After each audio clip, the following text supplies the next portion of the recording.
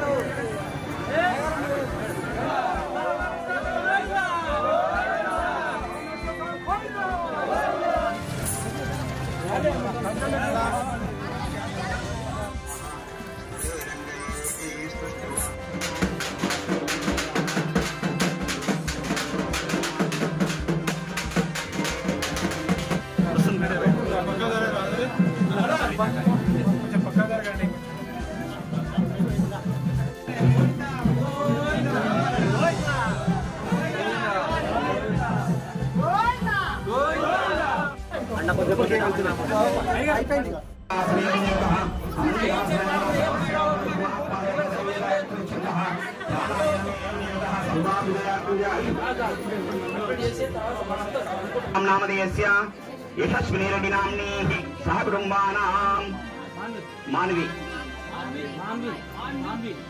नाम्नीः सह कुटुम्बानां यो अय्य अंदरू कूडा मी गोत्रालु मी पेर्लु मी कुटुंब सभ्युల పేర్లు చెప్పుకోండి. నేను చెప్పిన మాటలు అనండి, అందరూ నిశ్శబ్దంగా ఉండండి. సంపూర్ణమైనటువంటి ఫలితం మీకు వస్తుంది.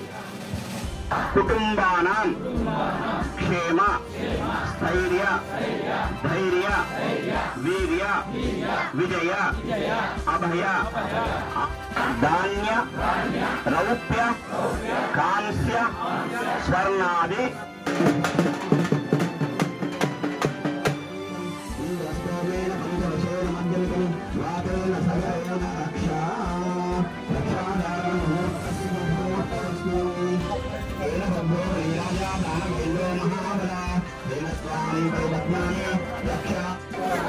लक्ष्मण